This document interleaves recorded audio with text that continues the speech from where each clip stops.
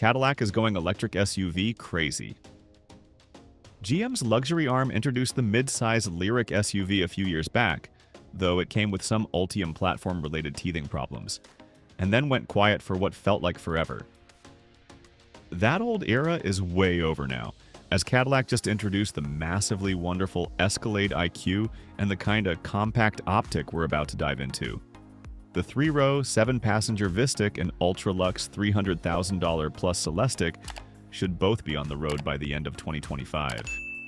As for the 2025 Cadillac Optiq, it's a relatively diminutive all-electric SUV, though with Cadillac claiming a 5,200-pound curb weight, the very notion of compact is stretched. But that's simply an EV reality these days. Cadillac invited us to rainy San Francisco to experience the new 2025 Optiq in a bustling city environment, as well as on the majestic coastal roads that lie just north of the Golden Gate Bridge. So, should you care about yet another leathered-up Tesla mode, Y-sized crossover EV? We sure think so. What it is. The Cadillac Optiq has been on sale since the end of 2023. In China, where it's made by SAIC GM, a 50-50 joint venture between General Motors and Chinese manufacturer SAIC. However, the Optiq we drove here and the one Americans can buy is manufactured by General Motors de Mexico at the Ramos Arizpe assembly plant, alongside several models including its siblings, the Chevrolet Equinox EV and Honda Prologue. North America-bound Optiqs have an 85 kilowatt-hour usable battery energy nickel, manganese cobalt battery, and come in all-wheel drive form. The Chinese-built Optiqs have 3 smaller battery packs to choose from and can be had as front-drive models.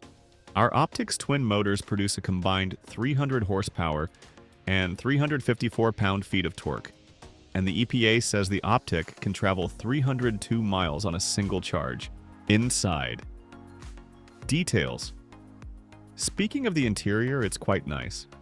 Cadillac is rapidly improving from the days of carbon fiber stacked randomly on leather that is for some reason stacked on aluminum. It now makes calmer, richer cabins. All sustainable interior materials discussions tend to blur together, but at least some of what you see is made from recycled fishing nets, we think. A net positive at any rate. Most notable is the 33-inch curved dash screen.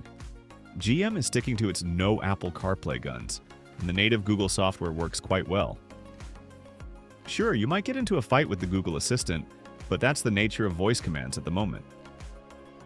For what it's worth, it's the exact same fight you'd have with Siri. One fight you may not have is one about who gets to sit up front. The Optiq's large wheelbase, 116 inches compared to, say, 113 for a Tesla Model Y, means there's plenty of room in the rear seat.